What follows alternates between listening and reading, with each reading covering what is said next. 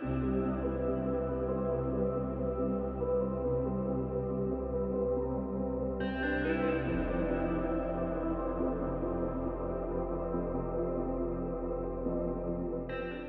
guys, so since the new January 2022 wave has just come out, and I know there have been some delays, but the wave has come out, I decided that it would be a good time to do a bit of a comparison between the January 2022 wave and last year's January 2021 wave.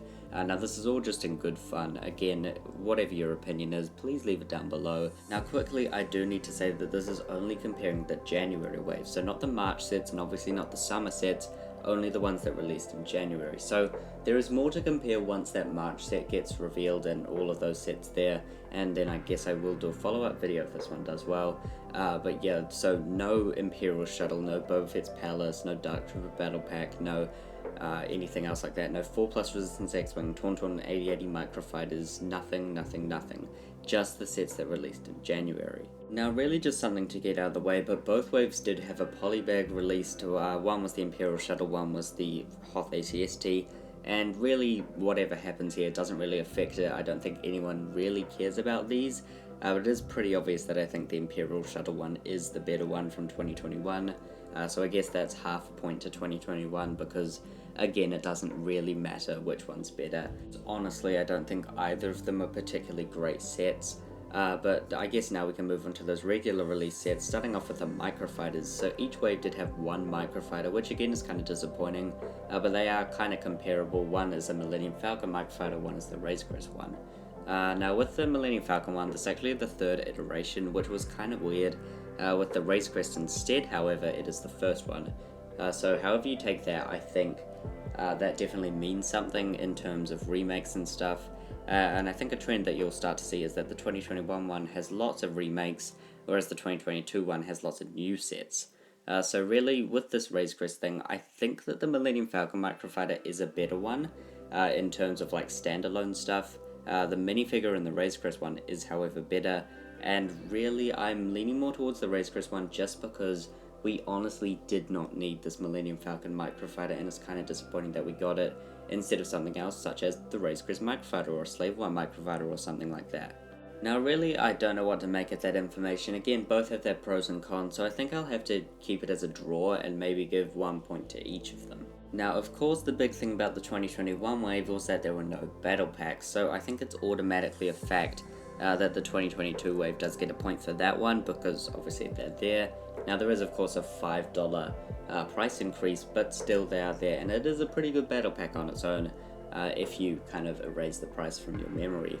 But yeah, overall I do think that definitely 2022 obviously has to take that one out. Another thing that 2022 had that 2021 didn't was a Brickheads. However, I will not be awarding a point to 2022 just because this Brickheads is an outlier. It is the 150th Brickheads and it's a celebratory one, but if that didn't exist, then really we would not have gotten this until maybe the summer. So really I'm just not going to count that, as I think it is slightly unfair. But you know, if you want to, you can count that as a point to 2022, maybe with your bias towards that wave. And we did also get accessory packs this year and didn't in 2021. Again, this is kind of an outlier sort of thing, but really it's not. Like there's no celebration or reason that they've started this apart from the battle packs kind of increasing in price. So really it just means that we're technically getting 3 battle packs as opposed to 0. So I think that I kind of have to give a point to 2022 just for having accessory packs, as it's a great idea for LEGO sales, and I do kind of want to encourage LEGO to do more. Amazing that 2022 has a lot to offer that 2021 doesn't, but then you look at the regular sets. Now 2022 only has 1 to offer, whereas 2021 had 3. Again, no March sets are accounted for, but there was 1 in 2021 and only 2 in 2022, so even if you do count that, there is more in 2021. Now the quality of those sets is debatable, but I do think that overall the 2021 ones are definitely better than this one Hoth AT-ST, and again not accounting for the Boba Fett's Palace or Dark Trooper Battle Pack.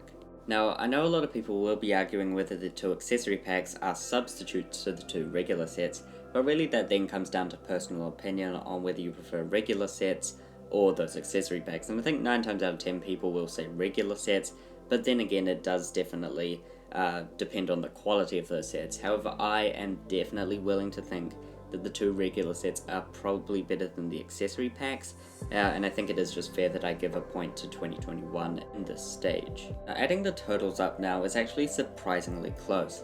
Now the January 2021 wave ended up with 2.5 points, and the 2022 wave ended up with 3 points. Now if I gave the poly bags 1 point instead of 0.5 points, then it would be a tie. However, I do think that it's fair that the 2022 wave does end up on top.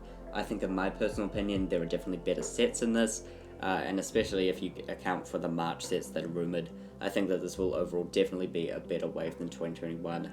However, yeah, please let me know your thoughts down below. I'm very interested in hearing them because I feel like this is an interesting topic. However, yeah, that'll be all for today. I hope you enjoyed this video. Please remember to like and subscribe. That'll be all, folks. Goodbye.